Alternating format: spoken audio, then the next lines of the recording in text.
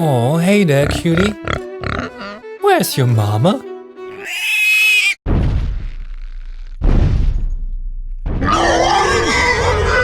Oh, not like that.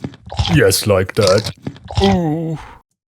When you think of pigs today, you think of these cute, meaty chonkers. They are as cute as dogs. They are as smart as dogs too. The only real difference between the two is that bacon. It's bacon. So, this is the modern pig, but a lot of things we know and that are normal to us today looked very different in medieval times. Medieval chickens were very different from modern ones, for example. They were way smaller on average, and I saw a study that shows that most chickens used to have white skin and not yellowish skin like today. A strange, unrelated fact for you there. You are oh so very welcome. Carrots! Carrots look very different as well. They were roughly the same size as modern ones, but mostly had a purplish shade before some Dutch farmers made them orange through some smart selective crossbreeding in the 1600s. And it's the same with pigs. Not that they were purple before some Dutch people crossbred them, but that they looked and behaved very different in medieval times. So today we're going to talk about why medieval pigs were monsters. Ooh. And how it came to be that medieval pigs played a bit of Game of Thrones and ended a real prince once. More on that later. So, monsters. Why? Well, given green cabbage and purple carrots, and that's basically a hard diet. Yeah, that pretty much explains their violent behavior. But for real now. First off, medieval pigs were not domesticated in the way modern pigs are. Medieval pigs were closer to a wild boar than to our modern day pigs. They had longer legs, were quicker, and they had tusks and those really fancy bristles on their back, which were used for leatherworking and for making brushes. Back then, most people kept pigs, not just in the countryside, but also in the towns and cities. For medieval people, the basic idea was to use pigs as living, squealing garbage disposals, feeding them all their scraps and leftovers until the pigs were big enough to become the main course themselves. Rules on how they had to be kept varied throughout Europe, but mostly people just let them out in the morning to roam the streets freely and to do pig stuff all day on their own. And pig stuff they did. They dug up the streets, stole food and caused a lot of damage to fences and private gardens and stuff. So in short, they lived outside, ate anything they could find, and sometimes that included people. Yes, people. But more on that in a second. Because before that, look at this. What do you see? Well, let me help you. First of all, this is called an image. Yeah, you're welcome. These are supposed to be elephants, and what do we have here? That's right, pigs. We have accounts telling us how the Romans used pigs to frighten war elephants. Why am I telling you this? Well, first of all, because that's pretty cool, don't you think? But mainly to show you that pigs can scare other animals. And that brings us to the story of our before-mentioned prince. The year is 1131 in France. A young man named Philip is riding through the streets of Paris on his horse, probably feeling like a total boss. And why wouldn't he? He's 15, rich, royal, and the heir to the freaking French throne. Life is good, so to say. But suddenly, his horse is startled by a pig that darted out from a dung heap. The horse trips, falls forward, catapulting the young prince over its head. So Philip flies off, hits the pavement hard, and cracks his skull. Yeah, he's done for.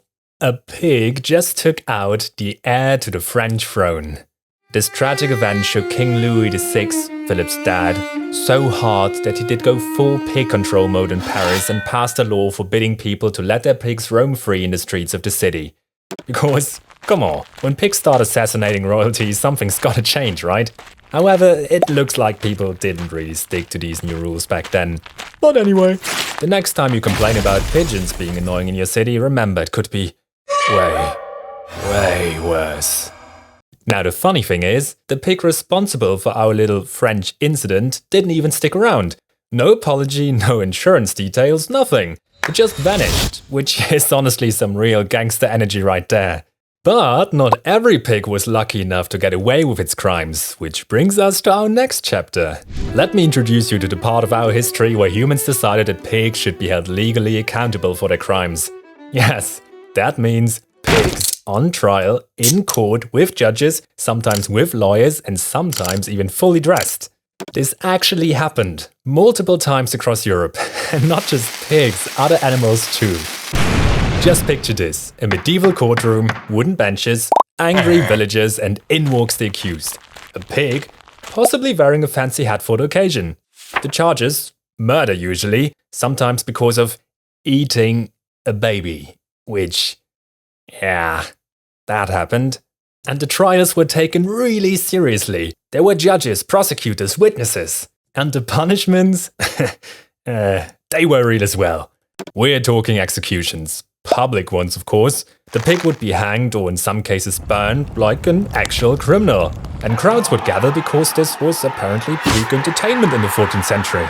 There's a well-documented case from 1386 in Falaise, Normandy, so again, medieval France, not very surprising, where a pig bit off a baby's face. Yeah, really. And was put on trial, found guilty and hanged in a town square. And to top it off, they dressed the pig in a little pair of human clothes before executing it.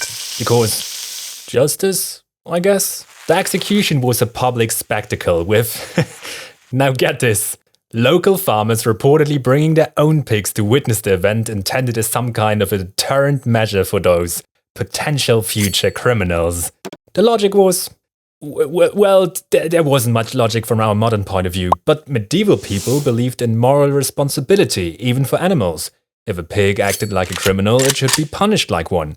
So, what have we learned? Well, forget dragons, forget trolls. The true beasts of medieval Europe were just pigs. Street pigs. Royal killing, face-biting, brush-bristle-growing mini-bosses of the Middle Ages. And honestly, I kind of respect them for that. They didn't ask for your table scraps, they took them. Anyway, next time you see a pig and think, oh, you cute little guy, here's some more human leg for you, and I don't know anymore where I wanted to go with this, but I'm sure it was something extraordinarily witty. Well, anyway, if you are interested in some more medieval shenanigans and want to learn more about Iceland's terrible but forgotten witch trials, then watch this other video of mine. Thanks for watching as always, hit like if you like, hit that bell or go to hell, and bye!